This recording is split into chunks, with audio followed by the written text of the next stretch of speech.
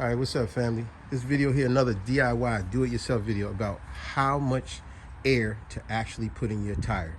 Now, the reason I'm doing this because a lot of us may make the same mistake that a lot of other people do, such as myself.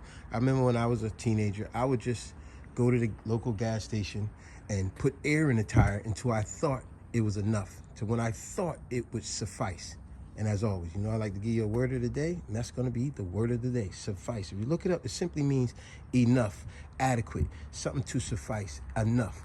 So a lot of us would do that, right? We would go to the gas station, we would put air in the tire, and then we'd go, or we'd kick it, right? We go, oh, it's good enough. But look, let me show you the proper way to put air in the tire. It actually tells you on every tire how much air to put in it. If we look closely, every tire lets you know right there. If you look, it tells you the tire size. In case you caught a flat, you had to replace your tire. That's one. Are you serious, Poppy? Of course. You just got the information on the tire? All the information is right on every tire. And all along, I never knew that. Now watch this. This gonna show. This same tire will tell you. I don't care what car, what it is. Every tire tells you how much air to put in the tire, and that would be all of this little writing. I know it's ridiculous. It wouldn't suffice to most people, especially you gotta put your glasses on, whatever.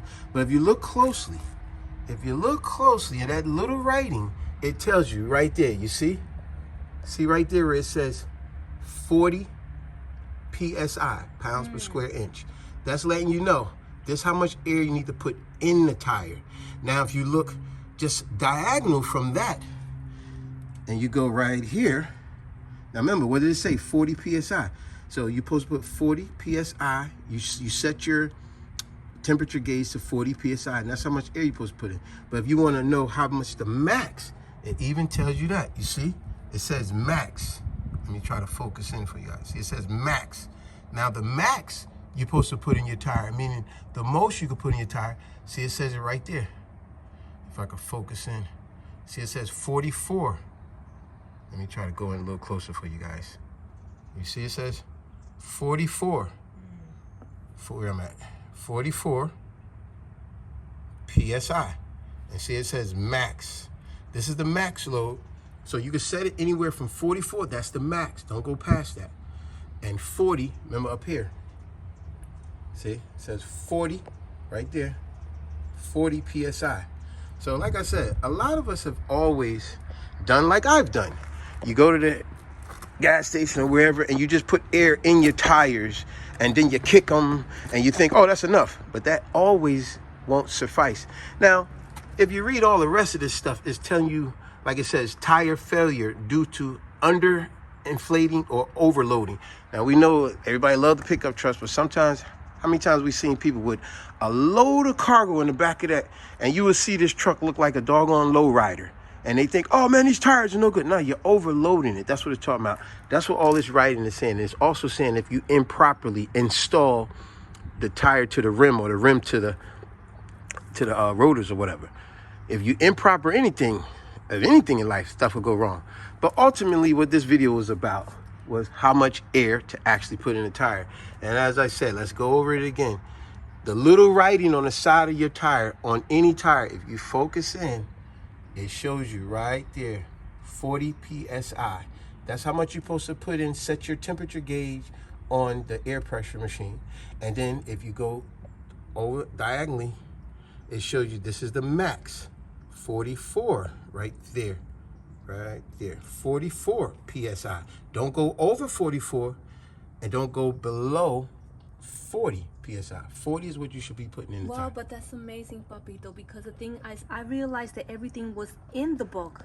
Everything is in the book. I realize it's not only it's on the tire as well. If you take time to read these little things, the information is right in front of your face. Yep.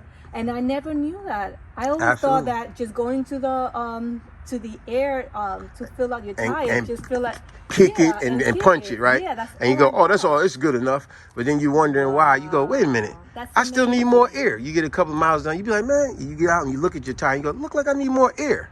Wow. So it's amazing. Every tire, folks. Wow. Every tire. So just remember, read that little writing right there. I'll focus in for you one last time. That little bit of writing. See how little it is? Most people, look, if I back it up, you won't even barely see it. right? Let me back up. So who's going to read that? You won't even see that, right? But then when you zoom in, that little writing becomes very clear. And right there, where's it at? Right there, 40 PSI. And then, like I said, then you go diagonally.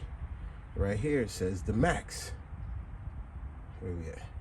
Max. Don't go past 44 PSI, but you should be putting anywhere from 40 to 44 PSI. And that's how you fill up a tire with the suffice. That's how you you suffice enough air properly in the tire. Remember, the word of the day, suffice. Enough, adequate. That's how you put adequate enough air in the tire. And that will suffice. That information will suffice, okay? All right, folks. Peace.